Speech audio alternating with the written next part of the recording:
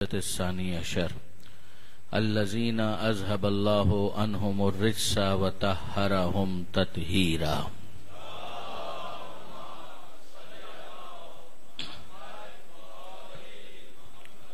واللعنة الدائمة الباقية على أعدائهم أجمعين من يوم ظلمهم إلى قيام يوم الدين. اللهم إنا نرغب إليك في دولة كريمة تعز بها الإسلام وأهله وتذل بها النفاق وأهله وتجعلنا فيها من الدعاة إلى طاعتك والقادة إلى سبيلك وترزقنا بها كرامة الدنيا والآخرة. رب اشرح لي صدري ويسر لي أمري واحلل عقدة من لساني يفقهوا قولي وجلنی خالصا لوجهك الكريم یا اللہ. صلوات علی محمد.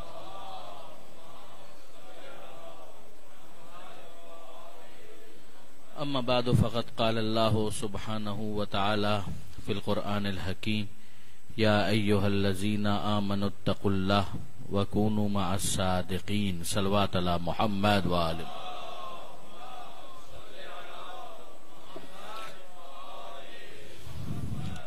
برادران عزیز و خاران محترم، جس مرکز میں ہم یہ مجلس کے لیے حاضر ہوئے ہیں، ظاہر یہ اسی امام سے منسوب ہے کہ جس کی شہادت کی مجلس کی مناسبت ہے، اور امام ششم امام جعفر صادق علیہ الصلاۃ والسلام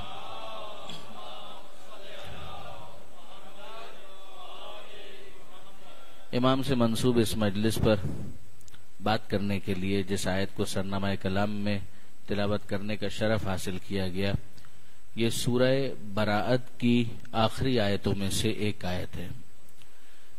اب آپ غور فرمائیے کہ پروردگار عالم نے ظاہر ہے کہ اس آیت کے اندر جو کچھ بیان کیا ہے، روش یہ ہے کہ جب بھی سرنامہ کلام کی آیت پڑھی جاتی ہے تو بسم اللہ الرحمن الرحیم کے ساتھ ہی پڑھی جاتی ہے، مگر آپ نے محسوس کر لیا ہوگا کہ ہم نے بسم اللہ کو اسی لیے نہیں پڑھا کہ یہ سورہ براءت سے متعلق ایک آیت ہے، اور وہ پروردگار جو رحمان بھی ہے رحیم بھی ہے، اسی کی شریعت کے اندر جو چیز ہمیں سکھائی گئی ہے وہ یہ ہے کہ سورہ فاتحہ سے لے کر سورہ والناس تک تمام سوروں کے آغاز میں بسم اللہ کو پڑھا جائے گا، مگر سورہ براءت وہ سورہ ہے کہ جس کے آغاز میں بسم اللہ کو نہیں رکھا گیا. البتہ اس کو کمپنسیٹ کیا گیا، اور ایک اور مقام پر ہمیں ایک سورے کے اندر 2 مرتبہ بسم اللہ الرحمن الرحیم نظر آتا ہے، مگر اس سورے کے آغاز میں بسم اللہ کو نہیں رکھا گیا.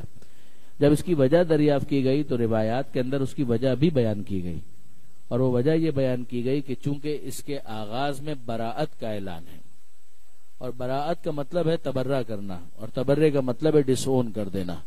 پروردگار عالم نے جو سورے کے آغاز ہی میں اتنا سخت انداز اختیار کیا ہو کہ اللہ اور اس کا رسول مشرکین سے بری ہیں، بیزار ہیں، تبرے کا اعلان کرتے ہیں، تو پھر اس کے بعد بلاغت کے خلاف ہے کہ اس کے آغاز میں رحمانیت اور رحیمیت کا حوالہ دیا جائے.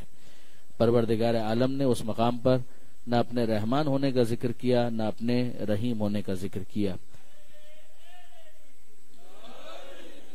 یہیں سے اس بات کو بھی ہمارے نوجوان دوست سمجھیں، اور یقیناً وہ سمجھیں گے، بزرگان تو واقف ہیں. پروردگار عالم خدا کو جب پکارا جاتا ہے، خدا کو جب مخاطب کیا جاتا ہے تو مختلف انداز اختیار کیے جاتے ہیں.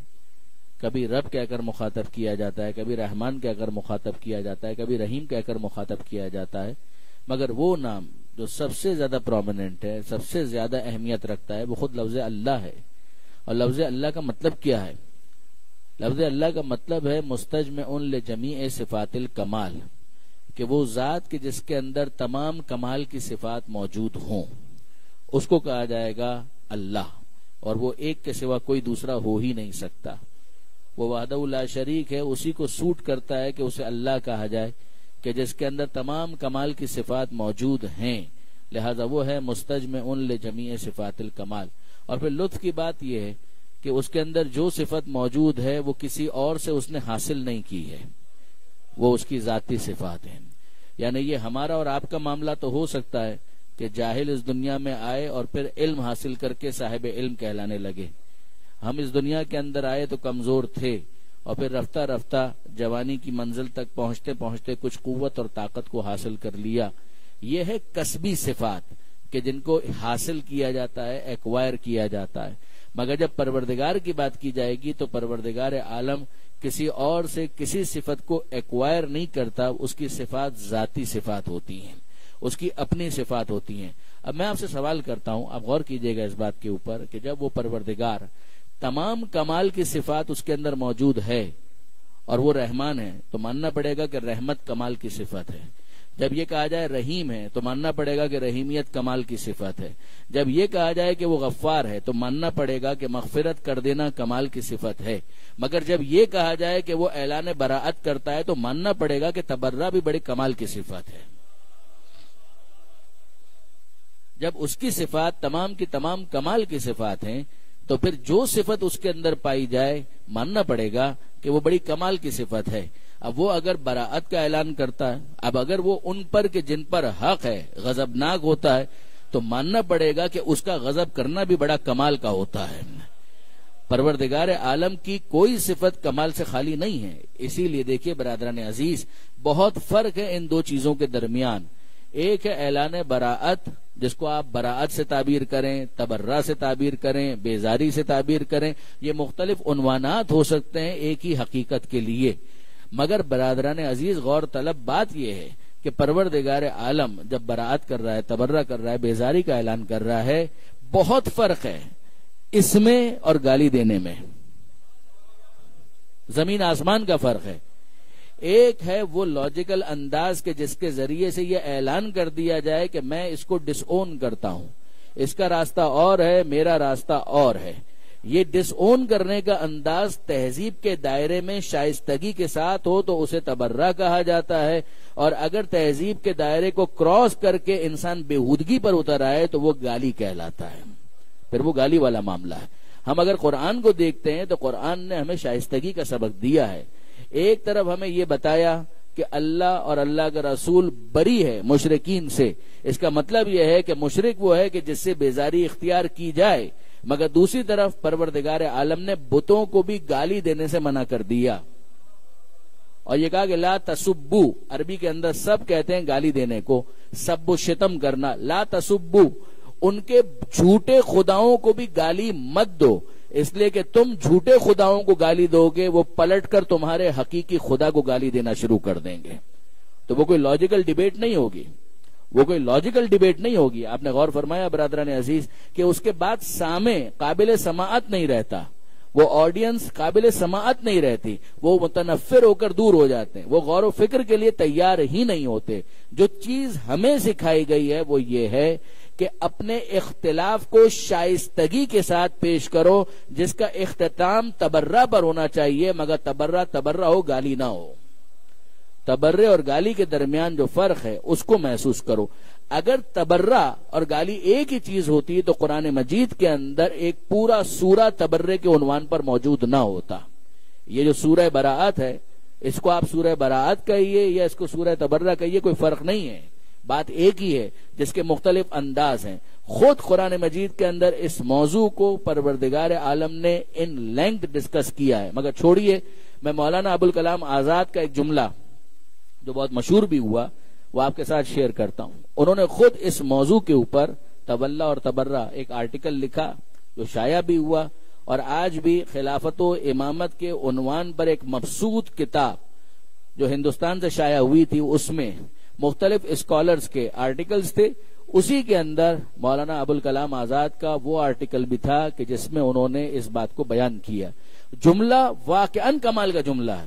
مولانا آزاد شیعہ تو نہیں تھے، مگر انہوں نے جو جملہ لکھا اس کا خلاصہ کیا ہے.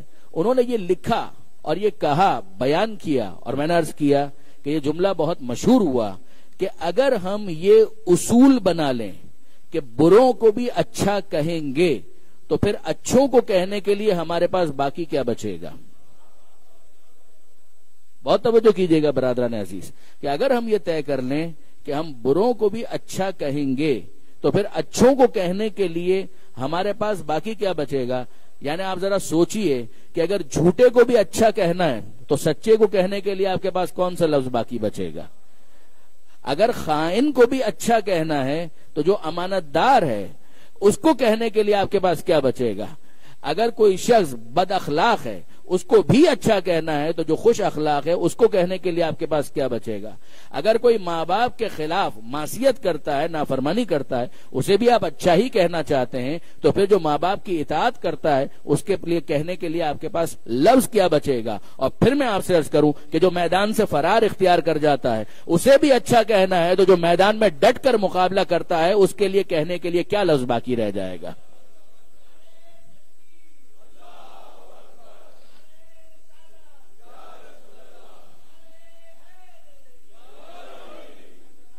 تو جو چیز سمجھائی گئی وہ یہ ہے کہ تہذیب، شائستگی، اس کا دامن انسان نہ چھوڑے اور اپنے اختلاف کو بیان کرے۔ وہ بیان کرے کہ یہ بت ہے، کسی کام کے نہیں ہے، نہ کوئی فائدہ پہنچا سکتے ہیں یا نہ کوئی نقصان پہنچا سکتے ہیں، یہ بیان کرنا حق اور حقیقت ہے۔ لیکن اگر ایک انسان گالم گلوچ پر اتر آئے تو ظاہر ہے کہ جو بت پرستی کر رہا ہے وہ پھر قابل سماعت نہیں رہے گا، وہ سننے کے لیے تیار نہیں ہوگا، اور اس کا نتیجہ یہ نکلے گا کہ جو آرگومنٹ آپ کا بہت مضبوط تھا وہ آرگومنٹ ضائع ہو جائے گا۔ اسی لیے ہم دیکھتے ہیں کہ پروردگار عالم نے قرآن مجید کے اندر یہ سمجھایا کہ ادعو الی سبیل ربک، بلاؤ اپنے رب کے راستے کی طرف، بالحکمت، حکمت کے ساتھ، والموعظۃ الحسنہ، اچھے انداز سے نصیحت کے ذریعے، وجادلہم باللتی ہی احسن، اور جب ان سے جدال کرو، بحث کرو، تو بحث کا بھی مقصد جدال احسن ہو، کریکٹر ایسیسینیشن نہ ہو، کردار کشی نہ ہو، لیگ پولنگ نہ ہو۔ مقصد یہ ہو کہ حق اور حقیقت کو بیان کر دیا جائے اور پھر سننے والے کے ذوق پر چھوڑ دیا جائے، فہم پر چھوڑ دیا جائے۔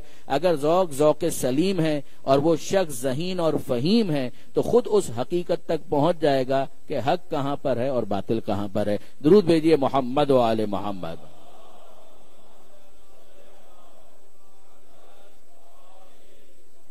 اب دیکھیے برادران عزیز، وہ سورہ براءت کہ جس کے آغاز میں پروردگار عالم نے براءت کا اعلان کیا، اور میں نے گزارش کی کہ آخر سے کچھ پہلے صاحبان ایمان کو مخاطب کر کے یہ ارشاد فرمایا کہ یا ایھا الذین آمنو، اے ایمان لانے والو، اتقوا اللہ، اللہ کا تقوی اختیار کرو، وکونوا مع الصادقین، اور جو صادقین ہیں ان کے ساتھ ہو جاؤ، یعنی ان سے بیزاری کا اعلان کرو اور ان کے ساتھ ہو جاؤ۔ تو ان دونوں کے درمیان بون بعید ہوگا، 180 ڈگری کا فاصلہ ہوگا، ان کا انداز اور ہوگا، ان کا انداز اور ہوگا۔ یہ بھی ذہن میں رکھیے گا برادران عزیز کہ جب اعلان براءت کیا گیا تو ہر مشرک سے نہیں کیا گیا، یہ نہیں کہا گیا کہ کوئی بھی اگر مشرک ہے تو بس وہ قابل براءت ہے، جی نہیں۔ مشرکوں کی بھی دو قسمیں ہیں، ایک وہ ہے کہ جو بالکل ابتدائی درجے کا مشرک ہے جس کو کچھ پتہ ہی نہیں ہے، یہ تو آپ کی ٹارگٹ مارکیٹ ہے، یہ تو وہ ہے کہ جس کو ایڈریس کرنا ہے، یہ تو وہ ہے کہ جس کو بتانا ہے، سکھانا ہے، سمجھانا ہے، اس تک تو پیغام پہنچا ہی نہیں ہے۔ ہاں وہ کہ جس تک پیغام پہنچ چکا پھر بھی وہ ابو جہل رہنا چاہے، جس تک پیغام پہنچ چکا پھر بھی وہ ابو لہب رہنا چاہے، یہ وہ افراد ہیں کہ جن سے اعلان بیزاری کیا جائے گا۔ ورنہ وہ حکمت کا راستہ، وہ موعظہ حسنہ، وہ جدال احسن، وہ پھر کن کے مقابلے پر کرنا ہے؟ پہلے مرحلے میں جو توحید کا پیغام دیا جا رہا ہے یہ انہی کو دیا جا رہا ہے کہ جو اب تک شرک کی نجاست سے آلودہ ہیں۔ اب آپ کے ذہن میں آ گیا ہوگا وہ بوڑھی عورت جو بیماری کے حالت میں پیغمبر اکرم کی مزاج پرسی کی حقدار قرار پائی، کیا کر رہی تھی وہ؟ اس سے پہلے پیغمبر اکرم پر کچرا ہی تو پھینک رہی تھی۔ پیغمبر اکرم نے اس کے مقابلے میں براءت کا اعلان نہیں کیا۔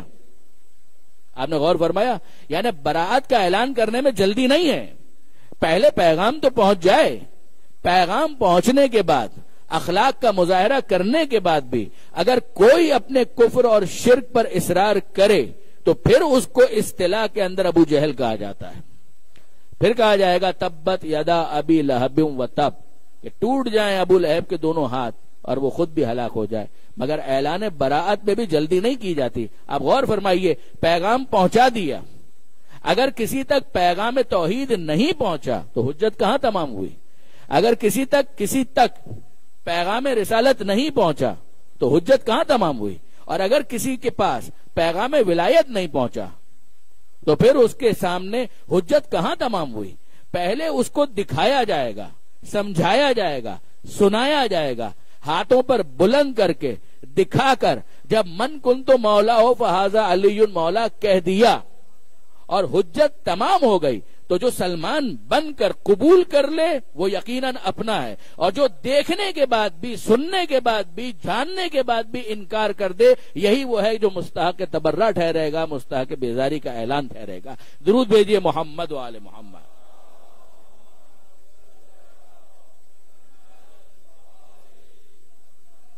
تو میں عرض یہ کر رہا تھا کہ آغاز میں اعلان براءت اور اختتام پر پروردگار عالم کی طرف سے یہ اعلان کہ یا ایھا الذین آمنو، اے ایمان لانے والوں، اتقوا اللہ، اللہ کا تقوی اختیار کرو، وکونوا مع الصادقین، اور جو صادقین ہیں ان کے ساتھ ہو جاؤ۔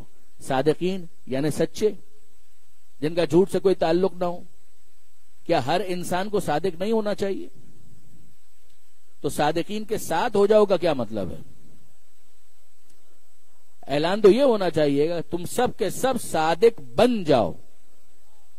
اسلام جھوٹ سے دور کرنا چاہتا ہے، سچا بنانا چاہتا ہے۔ پھر اس کے بعد یہ کہنا اس کا کیا مطلب ہے؟ پروردگار نے یہ نہیں کہا کہ کونوا من الصادقین، سچوں میں سے ہو جاؤ، وہ حکم اپنی جگہ پر ہے، مگر یہاں پر جو کہا گیا وہ یہ ہے کہ کونوا مع الصادقین، سچوں کے ساتھ ہو جاؤ۔ اس کا مطلب یہ ہے کہ جن کو مخاطب کیا جا رہا ہے، اور دور رسالت میں اولین مخاطبین خود صحابہ کرام ہیں،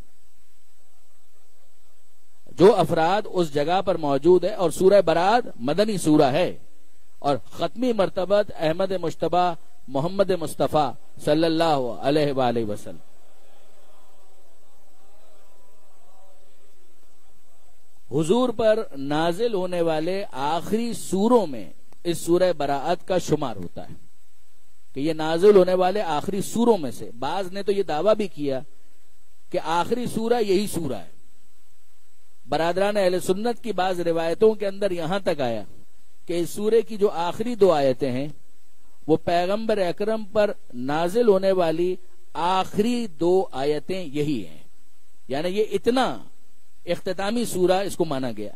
اور اس کے اندر یہ کہا جا رہا ہے کہ یا ایھا الذین آمنو، اے ایمان لانے والوں، اتقوا اللہ، اللہ کا تقوی اختیار کرو، وکونوا من الصادقین، نہیں مع الصادقین، صادقین کے ساتھ ہو جاؤ۔ یعنی اس کا مطلب یہ ہے کہ ایک ایسا گروہ ہے کہ جس کو اتنا ممتاز کر کے بتایا جا چکا ہے کہ جن کی معیت اختیار کرنے کا حکم ہر اس شخص کو دیا جا رہا ہے جو ایمان کا دعوے دار ہے۔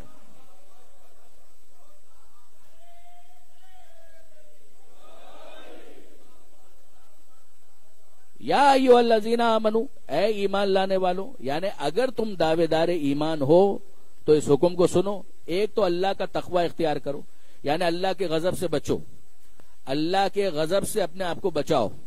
وَكُونُوا مَعَ الصَّادِقِينَ، اور گویا نسخہ دیا جا رہا ہے کہ اللہ کے غضب سے بچنے کا طریقہ یہ ہے کہ کونوا مع الصادقین، کہ جو صادقین کا گروہ تمہیں بتایا جا چکا اس کی معیت اختیار کر لو۔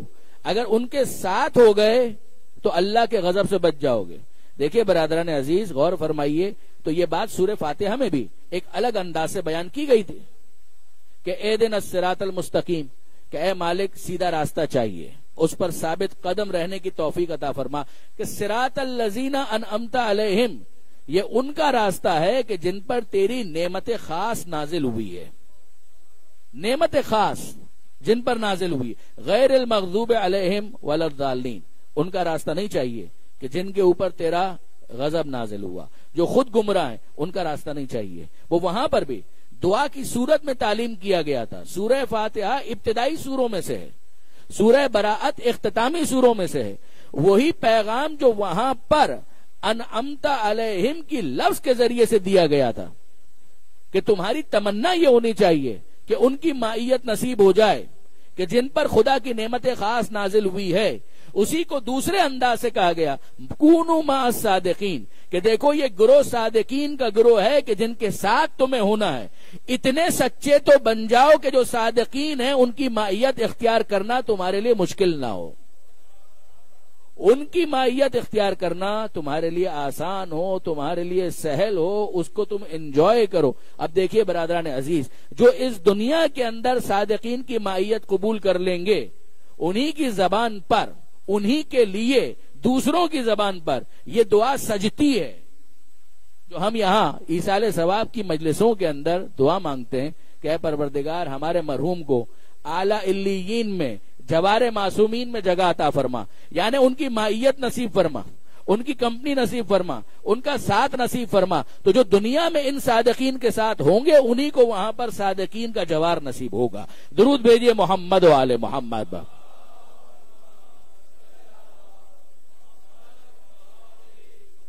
اور اب آپ ذرا غور فرمائیے کہ اس ماحول کے اندر صادقین کا تعارف کروانے کے لیے پیغمبر اکرم نے بڑی زحمت برداشت کی ہے۔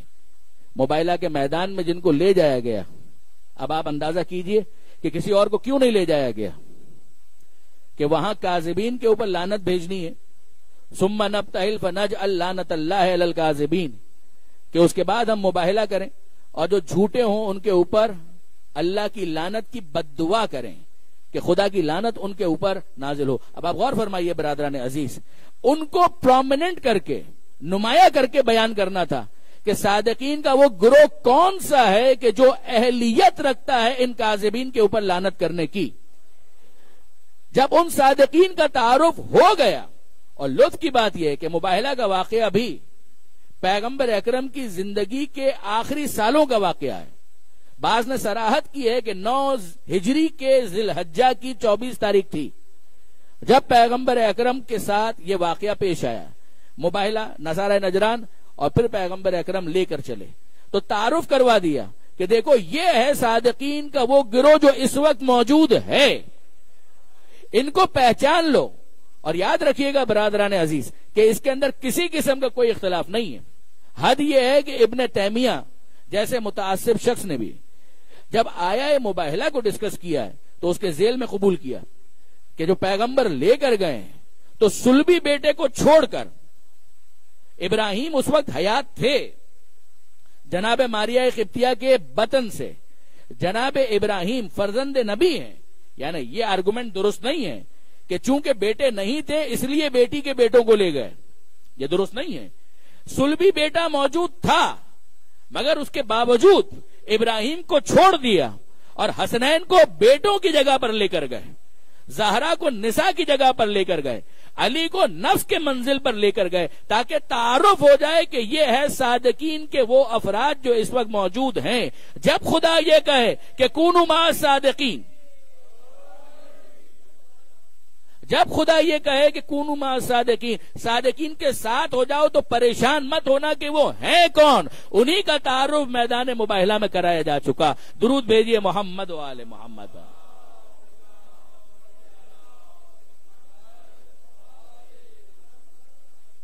اور اب اس کے بعد ظاہر ہے کہ جب صادقین کا لفظ پروردگار نے استعمال کیا ہے اور آج بھی یہ آیت موجود ہے، صحابہ کرام مخاطب تھے، اولین مخاطب، مگر آج بھی یہ آیت موجود تو ہے۔ آج بھی جب ہم پڑھتے ہیں تو قرآن یہ مطالبہ کر رہا ہے کہ اے ایمان لانے والوں، اللہ کا تقوی اختیار کرو اور کونوا مع الصادقین، اور صادقین کے ساتھ ہو جاؤ۔ تو ہمیں ماننا پڑے گا کہ یہ گروہ اتنی وسعت رکھتا ہے کہ نزول آیت کے موقع پر بھی اس کے افراد میں سے بعض موجود ہوں گے، اور قیامت تک اس میں سے بعض افراد کا ہونا ضروری ہے تاکہ جو معیت اختیار کرنا چاہے وہ اختیار کر سکے۔ آج بھی اس لفظ کا موجود ہونا، لفظ صادقین جمع کا صیغہ ہے، اور طول تاریخ کے اندر جب سے یہ آیت نازل ہوئی قیامت تک کے ظرف زمان کے اندر اس گروہ کے افراد کا موجود ہونا ضروری ہے کہ جن کو ملا کر صادقین کہا جا سکے، اور ہر زمانے کے اندر کم سے کم ایک ایسا ضرور ہو جو اس کا مصداق بن سکے۔ لہذا آج بھی اگر پروردگار یہ کہتا ہے کہ کونوا مع الصادقین، تو ضروری ہے کہ صادقین کے سلسلے کی وہ آخری فرد چاہے پردہ غیبت میں ہو مگر موجود ہو۔ معیت مکانی نہیں ہے، مائیت ہدایت کے عنوان سے ہے کہ جو ان سے ہدایت لے رہا ہے گویا وہ ان کے ساتھ ہے. درود بھیجیے گا محمد و آل محمد پر.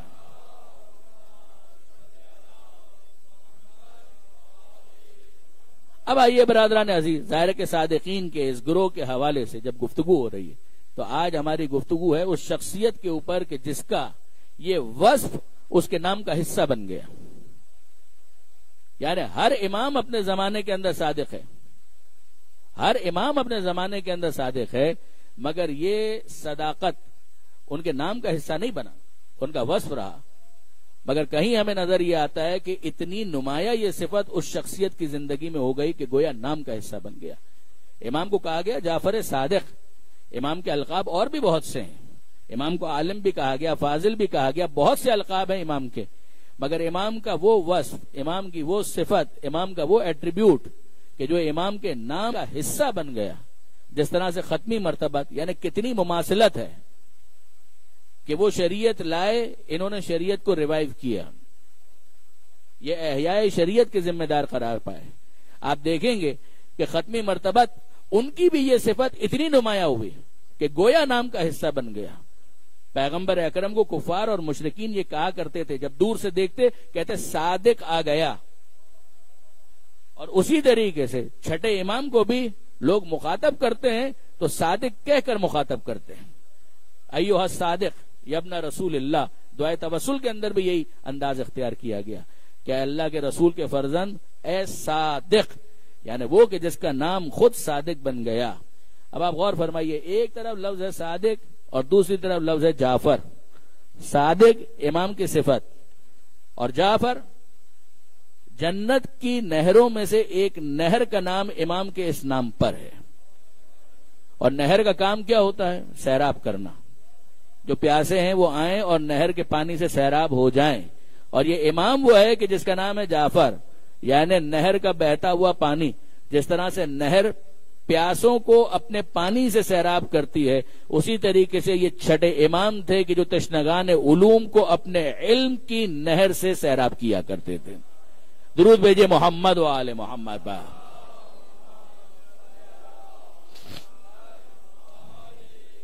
اور اب آئیے برادران عزیز تھوڑا سا یہ ہم جائزہ لیں اور چھٹے امام کی زندگی کو اسٹڈی کرنے کی کوشش کریں.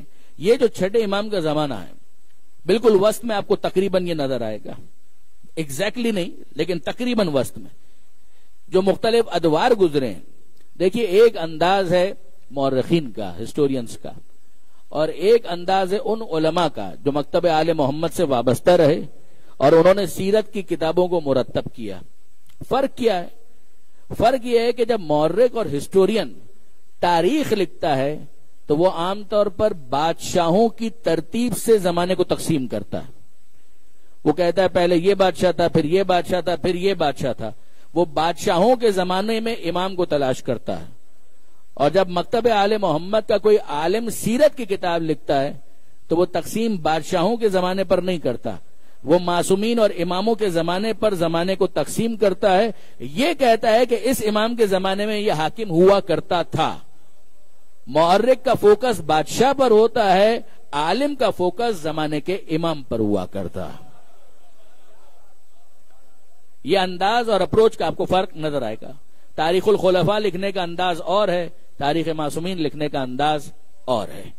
اب اس کے اندر جس معصوم کو یہ موقع ملا کہ ظاہری اعتبار سے حکومت بھی انہوں نے کی، مثلا خود پیغمبر اکرم، خود مولا کائنات، خود امام حسن 6 مہینے کے لیے صحیح مگر رہا سلسلہ یہ، تو وہاں پر یہ دونوں پہلو آپ کو نظر آ جائیں گے. انہوں نے بھی اس طریقے سے اس کو ڈسکس کیا کہ بطور حاکم، بطور بادشاہ، بطور خلیفہ. اور یہاں جو عالم دین ہے جب وہ سیرت کی کتاب لکھے گا تو اس کے اندر بطور امام بھی ڈسکس کرے گا اور پھر ساتھ میں یہ بھی مینشن کرے گا کہ جو ظاہری حکومت کا زمانہ تھا وہ یہاں سے یہاں تک تھا. دیکھیے برادران عزیز، آپ غور فرمائیے، معصومین کی زندگی کے اندر 11 ہجری پیغمبر اکرم کا وصال، 11 ہجری ہی جناب سیدہ کا وصال، پھر اس کے بعد امیر المومنین 40 ہجری مسجد کوفہ جہاں مولا کی شہادت واقع ہوئی، ضربت لگی 40 ہجری. 10 سال کے بعد 50 ہجری پھر ایک مرتبہ شہر مدینہ جہاں پر امام حسن مجتبی کی شہادت ہوئی. پھر اس کے بعد 60 اور 61 ہجری امام مظلوم کی شہادت، کربلا معلی میں امام کو دفن کیا گیا، اور جس طرح سے کیا گیا وہ آپ سے بہتر کون جانتا ہے۔ پھر اس کے بعد چوتھے امام 95 ہجری، یہ ہے وہ پہلی صدی کہ جس کے اندر معصومین کا زمانہ مقید ہو جاتا ہے۔ پیغمبر اکرم سے شروع ہوتا ہے یہ سلسلہ اور پہنچتا ہے چوتھے امام تک، جن کی شہادت ہو جاتی ہے انہی 100 سالوں میں۔ پیغمبر اکرم، جناب سیدہ مولا کائنات، امام حسن، امام حسین اور چوتھے امام۔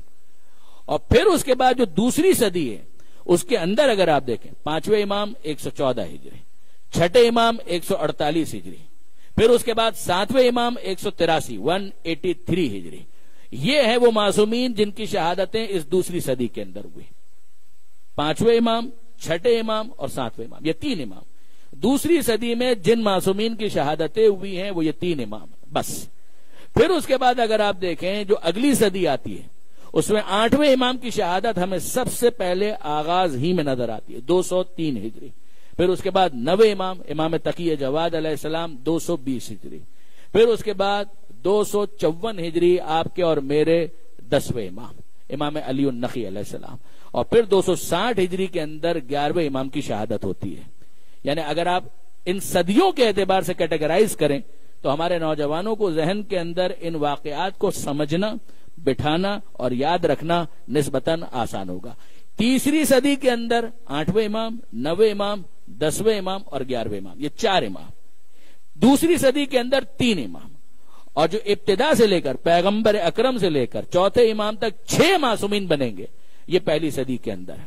اور اس کے اندر آپ دیکھیں گے کہ جس طرح سے ظرف زمان کو سمجھنا ضروری ہے اسی طرح سے ظرف مکان کو سمجھنا بھی ضروری ہے۔ مکہ مکرمہ ولادت کے اعتبار سے اس زمین کو یہ شرف حاصل ہوا کہ پیغمبر اکرم کا مولد وہیں پر تھا۔ مولد فاطمہ جو بیت خدیجہ، جناب سیدہ کی ولادت وہیں پر ہوئی۔ وہی بیت خدیجہ جو مکہ مکرمہ کے اہم ترین آثار میں تھا۔ یعنی اگر آپ ان کتابوں کو اٹھا کر دیکھیں، آثار اسلامی مکہ اور مدینہ جو لکھی گئی ہیں، وفا الوفا پرانی کتاب سے شروع کریں، سمودی سے، اور رسول جعفریان تک آ جائیں جو حیات ہیں، جن کی یہ کتاب اسی نام سے آثار اسلامی مکہ و مدینہ آپ کو ملے گا۔ کتنا یہ اہم اثر، کتنی اہم یہ جگہ تھی بیت خدیجہ۔ یہ وہی جگہ تھی جہاں پیغمبر اکرم پر یا ایھا المدثر اور کتنی ہی آیتیں نازل ہوئی، جہاں پر قبہ وحی تھا جو مولد فاطمہ قرار پایا۔ یہیں سے پیغمبر اکرم ہجرت کی شب روانہ ہوئے، یہیں پر اپنے بستر پر پیغمبر اکرم نے مولا کائنات کو سلایا۔ اسی واقعے کی وجہ سے وہ آیت نازل ہوئی من الناس من یشری والی۔ یہ تمام واقعات ان کا شاہد ہے وہ مکان جس کو کہا گیا بیت خدیجہ اور جس کو مسمار کر دیا گیا۔ مولد رسول کی نسبت سے جو جگہ تھی وہاں پر تو آج ایک لائبریری موجود ہے، نہیں معلوم وہ کب تک رہتی ہے، مگر جو مولد فاطمہ وہ مسمار کر دیا گیا۔ اس سے پہلے مکہ ہی کی سرزمین پر امیر المومنین جوف کعبہ میں تشریف لائے، آمد امیر المومنین۔ یہ 3 ولادتیں ہیں جو مکہ معظمہ میں ہوئی، پیغمبر اکرم، امیر المومنین اور جناب سیدہ۔ اور پھر اس کے بعد جب پیغمبر اکرم مکہ مکرمہ سے روانہ ہوئے ہیں تو یہ دعا مانگ کر روانہ ہوئے ہیں کہ اے پروردگار، میں وہاں سے جا رہا ہوں کہ جو جگہ مجھے بہت پسند تھی، تو مجھے وہاں لے جا کہ جو تجھے بہت پسند ہے۔ کیا کمال کی دعا ہے جو پیغمبر اکرم نے ارشاد فرمائی۔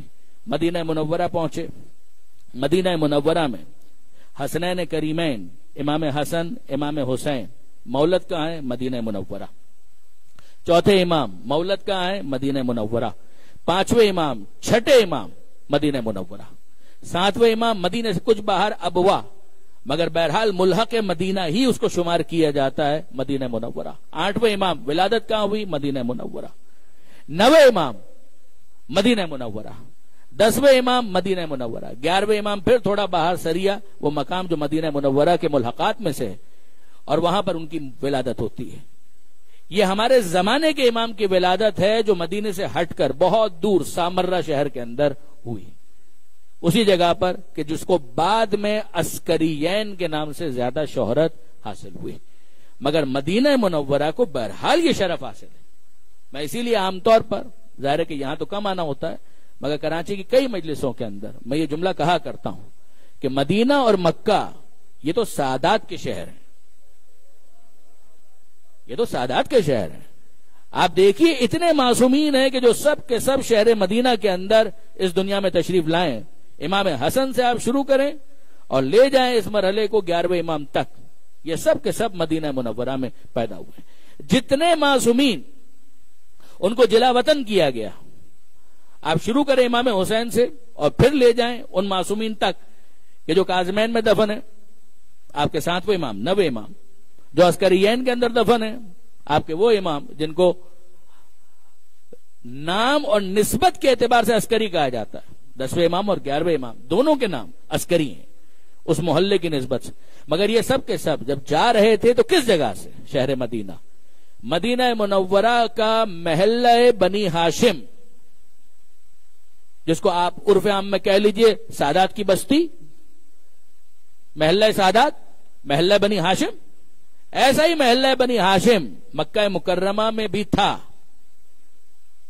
جب مدینے سے امام مظلوم کا سفر تھا تو آپ جانتے ہیں کہ امام نے مکہ مکرمہ کے اندر چند مہینے گزارے ہیں. شعبان کا پورا مہینہ، رمضان کا پورا مہینہ، شوال کا پورا مہینہ، زکات کا پورا مہینہ، ذی الحجہ کے ابتدائی 10 دنوں میں سے 8 دن، اور پھر امام وہاں سے روانہ ہوئے. تو یہ مکہ میں امام کہاں رہ رہے تھے؟ کسی کرائے کے مکان میں؟ جی نہیں، اپنے مکان میں رہ رہے تھے.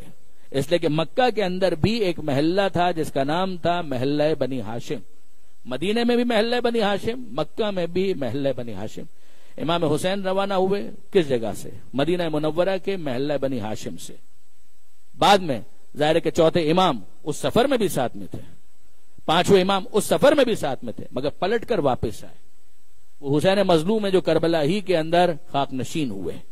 پھر اس کے بعد جب 7ویں امام کی باری آتی، کاظمین میں دفن ہوئے، مگر روانہ کہاں سے ہوئے تھے؟ یہی محلہ بنی ہاشم مدینہ منورہ کا. 8ویں امام دفن مدفن امام کا ہے مشہد میں، توس، مگر روانہ کہاں سے ہوئے تھے؟ وہی محلہ بنی ہاشم مدینہ منورہ. اسی طرح سے 10ویں امام 11ویں امام کہاں سے روانہ ہوئے؟ مدینہ منورہ سے. اس اعتبار سے مدینہ منورہ بہت اہم جگہ ہماری تاریخ کے اندر بنتی ہے کہ معصومین کی زندگی کا ایک بڑا حصہ وہیں پر گزرا. اور پھر اس کے بعد ان معصومین کو شمار کیجئے کہ جن کی تدفین بھی مدینہ منورہ میں ہوئی. ختمی مرتبت جناب سیدہ امام حسن، امام سجاد، امام باقر اور امام جعفر صادق علیہ الصلوۃ والسلام.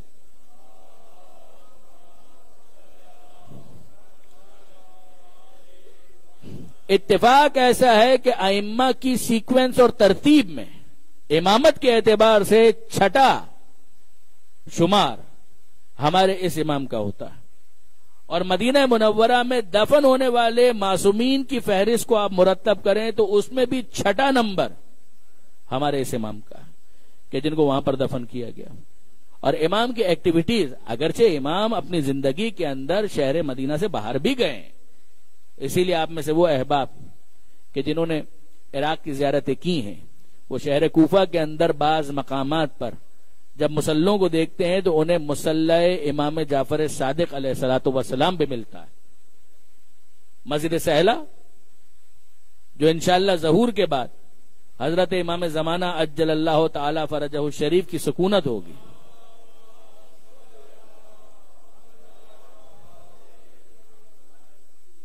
اس مسجد کے اندر جہاں مختلف مصلے ہیں، جناب ادریس علیہ السلام کا مصلی یعنی مقام عبادت، جائے عبادت، وہیں پر آپ کو 6 امام کا مصلی بھی ملے گا. تو کوفہ اور مدینہ کوئی اتنا زیادہ فاصلہ نہیں ہے کہ جس کو طے نہ کیا جا سکے. یہ تو آج کے زمانے کے اندر ہے کہ ویزا لو اور پاسپورٹ بنواؤ، اس زمانے میں ایسا نہیں ہوتا تھا.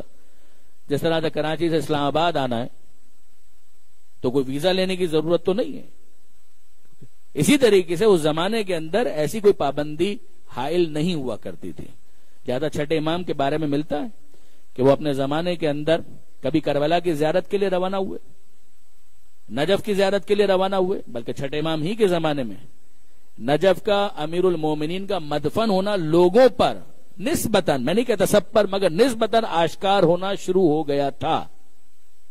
اہل بیت کو تو معلوم ہی تھا، مگر آہستہ آہستہ یہ چیز لوگوں کے درمیان بھی پروپیگیٹ کی جا رہی تھی اس کے دوسرے واقعات بھی ملتے ہیں، میں ان کا انکار نہیں کر رہا، مگر کچھ اس طرف سے بھی وہ سلسلہ شروع ہو چکا تھا۔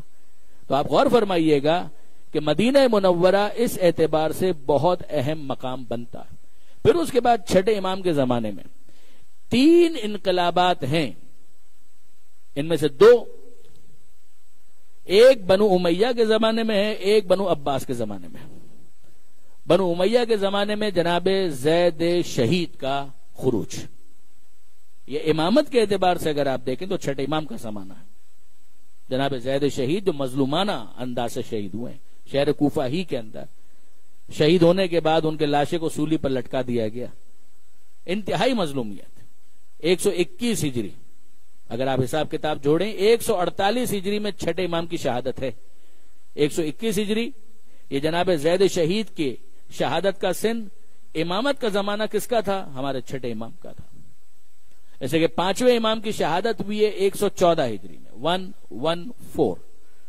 114 ہجری سے لے کر 148 ہجری تک کا نسبتاً طولانی ایک پیریڈ ہے، نسبتاً بڑا ایک پیریڈ ہے، اور یہ پیریڈ ہے ہمارے چھٹے امام کی ظاہری طور پر امامت کا زمانہ۔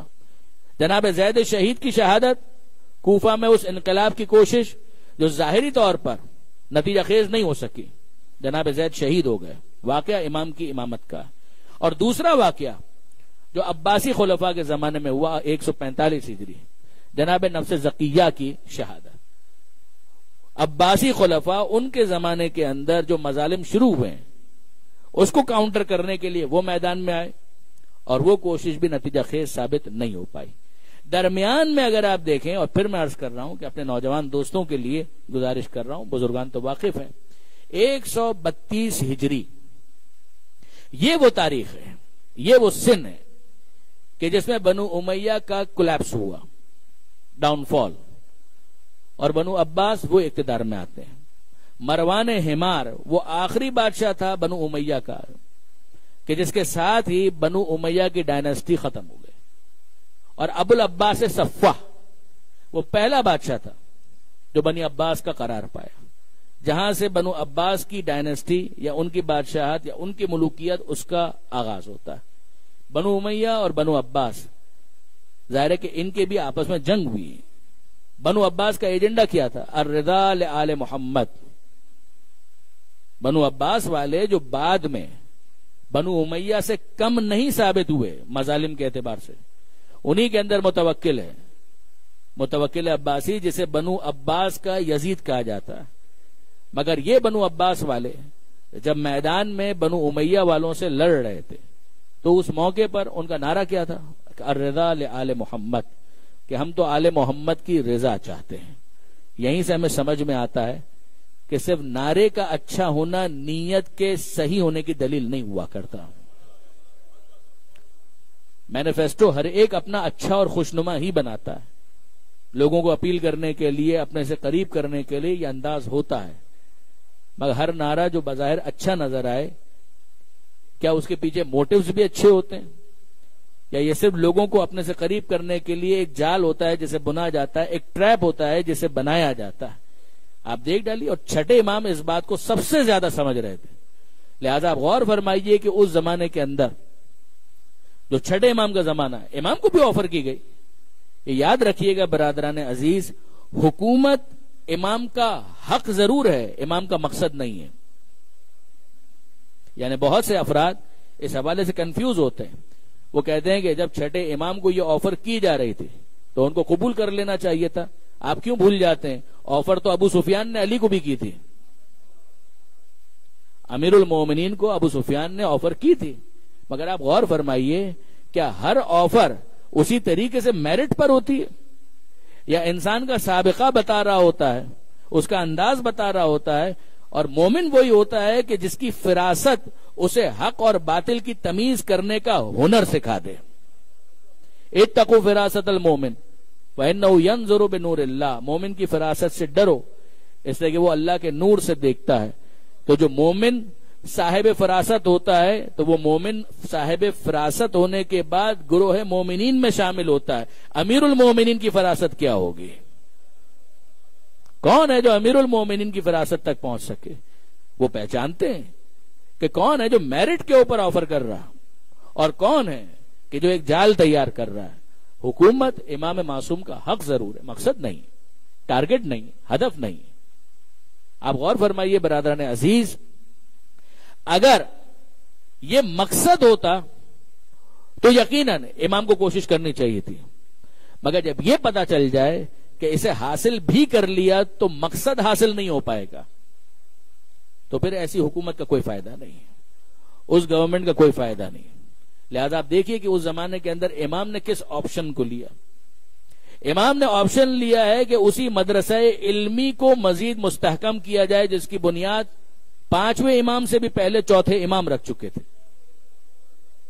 کربلا کے واقعے کے بعد جو 4تھے امام کا کنٹریبیوشن ہے، 4تھے امام کی خدمتیں، اس کے اندر عزاداری کی ترویج بھی ہے، دعائیہ لٹریچر کی صورت میں صحیفہ کاملہ بھی ہے. اس کے علاوہ ایک مدرسہ علمی کی بنیاد خود 4تھے امام نے رکھی، 5ویں امام نے اس کو مزید ڈیولپ کیا، اور 6ٹھے امام کے زمانے میں یہ مدرسہ علمی اپنے عروج پر پہنچ گیا، اپنی پیک پر پہنچ گیا.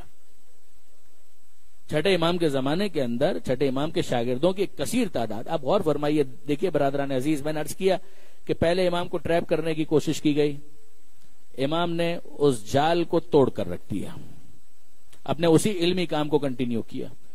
اس لیے کہ اگر وہ کام اس زمانے میں نہ کیا جاتا، یاد رکھیے گا، کافی سے آپ شروع کریں، من لا یازر، تہذیب استفسار، بحار الانوار، وسائل الشیعہ، مستدرک الوسائل، لیتے جائیے کتابوں کے نام، جو ہمارا علمی سرمایہ اور ہیریٹیج ہے. آپ غور تو کیجئے کہ اگر اس زمانے کے اندر امام نے یہ سارے کام نہ کیے ہوتے تو آج آپ کی کتابیں قال الباقر اور قال الصادق سے چھلک نہ رہی ہوتی.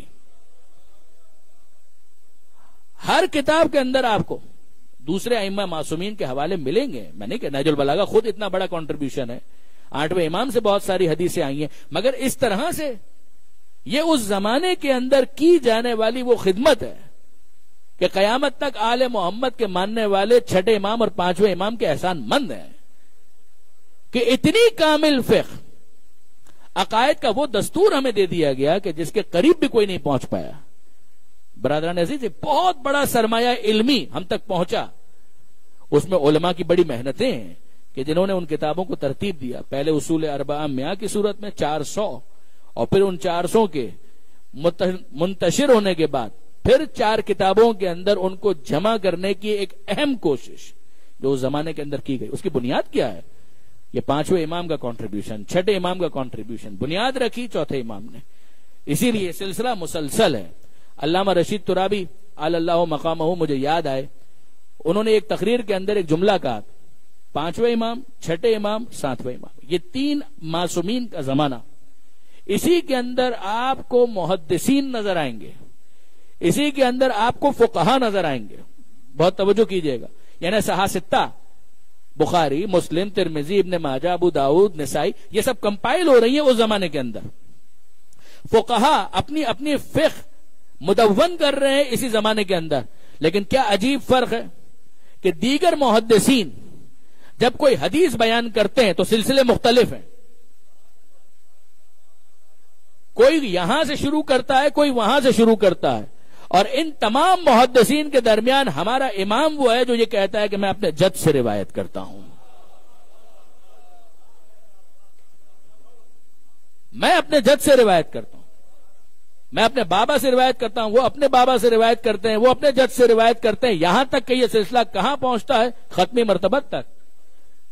حسنین سے ہوتا ہوا مولا کائنات تک، مولا کائنات سے ہوتا ہوا پیغمبر اکرم تک، پیغمبر اکرم سے ہوتا ہوا جبریل امین تک، جبریل سے ہوتا ہوا خود خدا تک پہنچتا ہے جس نے نبی مصطفیٰ کو یہ سند دی تھی کہ یہ اپنی مرضی سے بات بھی نہیں کرتا.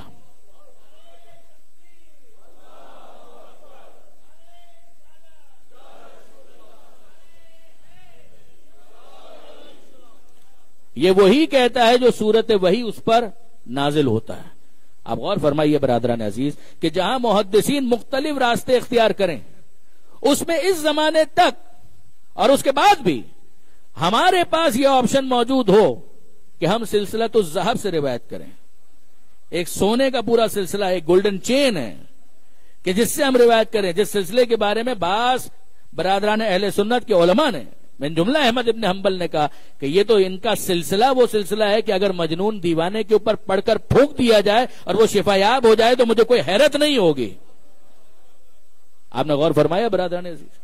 محدثین مختلف سلسلوں سے روایت کر رہے ہیں، اور ایسے میں ہمارا امام ہے جو یہ کہتا ہے میں اپنے جد سے روایت کرتا ہوں، یہ ہمارے گھر کی روایت ہے، جہاں پر مختلف فقہا اپنی فقہ کی تدوین میں کہیں زن سے کام لیں، کہیں قیاس سے کام لیں، کہیں استحسان سے کام لیں، کہیں کنجیکچر سے کام لیں، شاید ایسا ہو شاید ویسا ہو، وہاں ہمارا امام پورے یقین کے ساتھ کہتا ہے کہ حکم خدا یہی ہے. بہت فرق ہے برادران عزیز.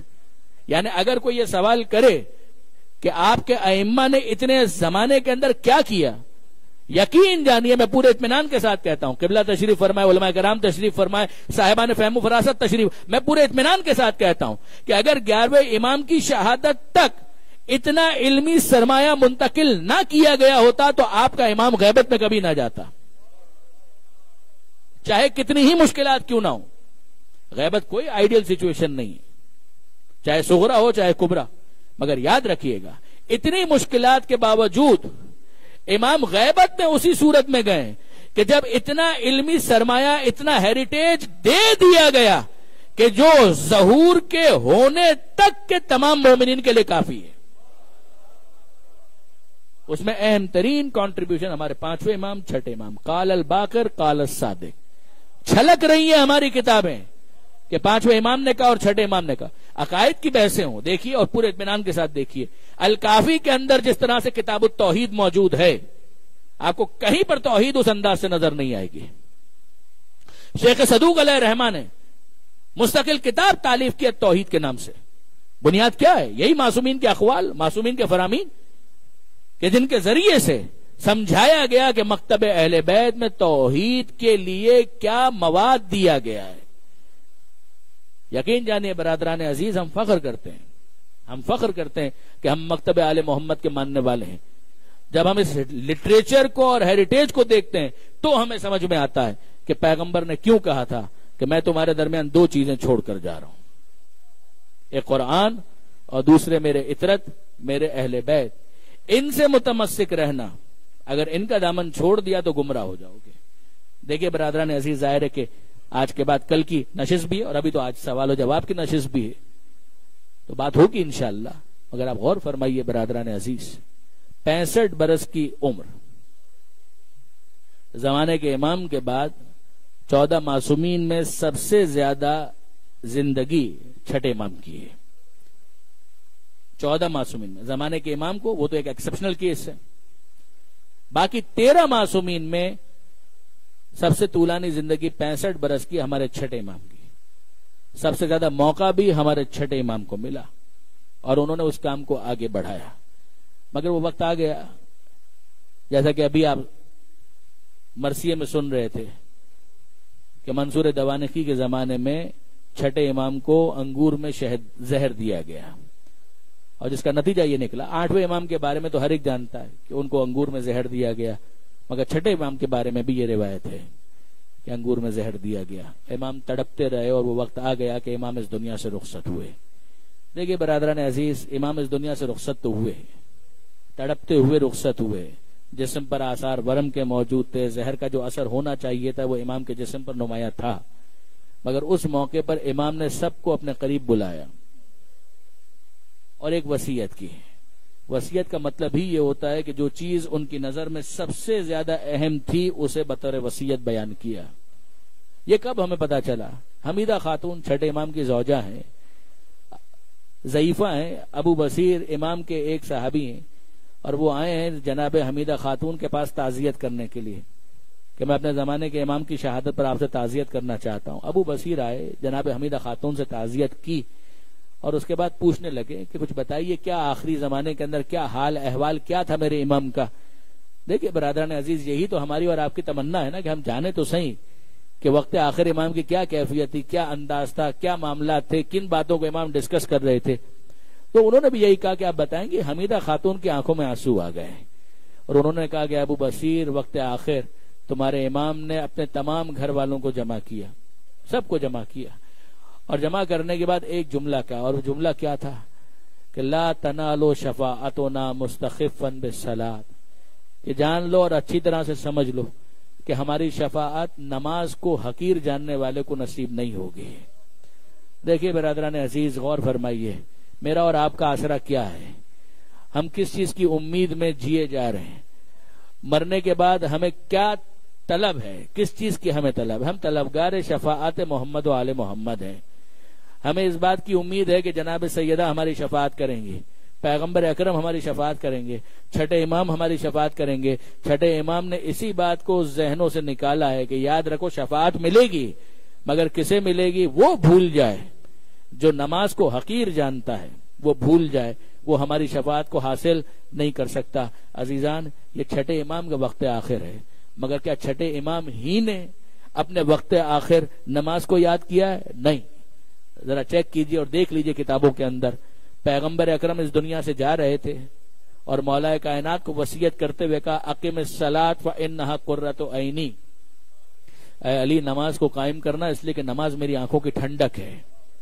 ابھی ماہ رمضان کے اندر آپ نے سنا ہوگا امیر المومنین کا وصیت نامہ، اللہ اللہ فی بیت ربکم، خانہ کعبہ کے بارے میں تمہیں وصیت کرتا ہوں، اللہ اللہ میں تمہیں وصیت کرتا ہوں صلہ رحمی کے بارے میں، وہیں پر آپ کو ملے گا اللہ اللہ فی الصلاۃ، میں تمہیں وصیت کرتا ہوں نماز کے بارے میں۔ علی کی بھی وصیتوں کے اندر نماز موجود ہے، میں تمہیں نماز کے بارے میں وصیت کرتا ہوں، فإنھا عمود دینکم، اس لیے کہ وہ تمہارے دین کا ستون ہے۔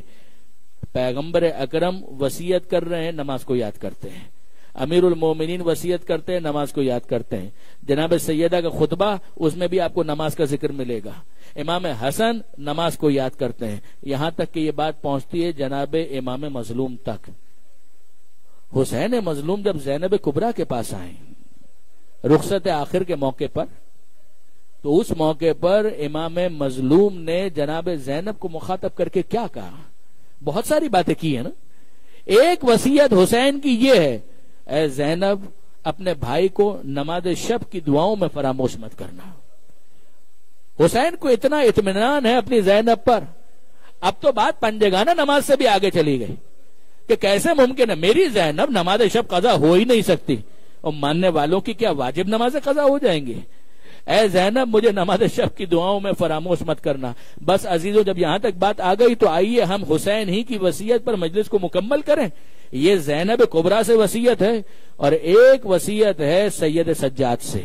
جب قریب آئے امام زین العابدین کے، صحت کے بارے میں پوچھا، چوتھے امام نے جواب دیا، سورہ فاتحہ کو پڑھا، دم کیا، اور پھر اس کے بعد گفتگو ہو رہی ہے۔ ایک جملہ کہتے ہیں امام مظلوم، اے بیٹا سید سجاد، جب وطن واپس جانا، یہ میری وصیت ہے، جب وطن واپس جانا اور ہمارے چاہنے والے ملیں تو ان کو ہمارا سلام کہنا، اور ان سے یہ کہنا شیعتی ما ان شربتم ما عذب فاذکرون۔ یہ شیعوں سے وصیت کر رہے ہیں حسین مظلوم، شیعتی ما ان شربتم، اے میرے چاہنے والوں، اے میرے شیعوں، ٹھنڈا پانی ضرور پینا، مگر جب کبھی ٹھنڈا پانی پینا اپنے پیاسے امام کی پیاس کو یاد کر لینا۔ او سمیتم بے غریب او شہید فندبونی، اور دیکھو اگر کبھی یہ سنو کہ پردیس میں کوئی مسافر مارا گیا تو اس کا ماتم بعد میں کرنا، اپنے پردیسی امام کا ماتم پہلے کرنا۔ اور پھر اس کے بعد امام کہتے ہیں کہ لیتکم فی یوم عاشورا جمیعا تنظرونی، کاش کہ تم عاشور کے دن ہوتے تو اپنی آنکھوں سے دیکھتے کہ کیف استسقی لطفل فابہا یرحمونی، کہ کیسے میں اپنے 6 ماہ کے اصغر کے لیے پانی مانگ رہا تھا، پانی تو نہ آیا، اس پیاسے اصغر کو 3 بھال کے تیر سے سیراب کیے۔